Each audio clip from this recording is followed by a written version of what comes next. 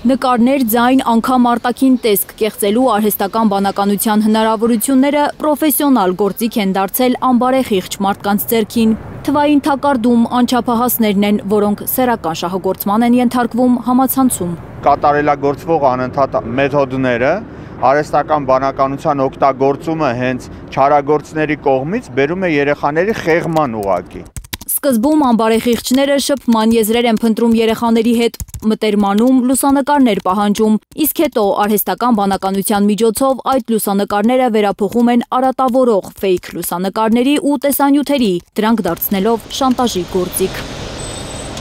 Շատ հաճախ անչափահասները կիբերբուլինգի զոհ են դառնում մեդիագրագետ չլինելու պատճառով, ինչից հետո նրանք իրենց խնդրի հետ մենակ են մնում, ահազանգում է կրթության փորձագետ Ատոմ Մխիթարյանը։ Մեկուսանում են հասարակությունից որպես առաջին քայլը, եւ դա ակնհայտ է դառնում, որովհետեւ երեխաներից շատերը դառնում են օրինակ ինքնամփոփ, ինքնուրույն, չեն խոսում, չեն շփվում հասակակիցների հետ, դասերից հետ են ընկնում, դեպքերը արդեն շատ են, ուղղակի անհանգստացնող են, երբ որ երեխաներին հետապնդում են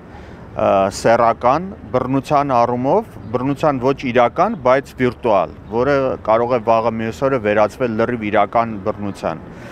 ուրեմն, որը իսկապես նաև քրեական հանցագործության տարրեր է իր մեջ պարունակում։ Իրավապահները իրենց տեղում պետք է լինեն, ասում է փորձագետը, իսկ ծնողները լսեն եւ հասկանան։ Երեխան պետք է կարողանա խոսել ծնողների հետ, վստահել նրանց։ Հակառակ դեպքում սթրեսը, վախն ու ամոթը կարող են նրան մղել ծայրահեղ քայլերի, նույնիսկ սուիցիդի։ Ծնողները պետք է լինեն ավելի զգույշ եւ հետեւողական։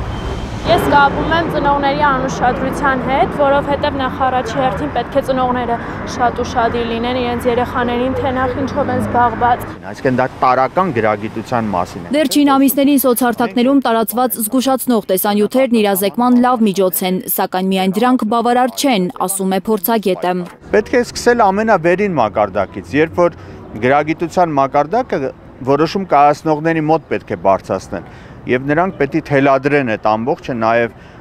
կրթական համակարգին, հատկապես երեխաներին։ Գրագիտության մակարդակը բարձրացնելու համար դեռ 2021-ից է ԿԳՄՍ-ն վերապատրաստումներ սկսել։ Հայլուրի նախարարությունից հայտնում են, որ մայրաքաղաքի եւ մարզերի դպրոցներից շուրջ 5540 ուսուցիչ արդեն վերապատրաստվել է։ 7-ից 12-րդ դասարանների աշակերտները քննադատական մտածողության եւ մեդիայի իմացության զարգացման վերաբերյալ մեկ ուսումնական նախագիծ են իրականացնում, իսկ կրթության զարգացման եւ նորարարությունների ազգային կենտրոն հիմնադրամի պաշտոնական բլոգում 60 մեդիա նախագիծ է հրապարակվել մեդիագրագիտության վերաբերյալ։ Աննա Գյուրնազարյան, Հենրիկ Համազասպյան, Հայլուրի համար։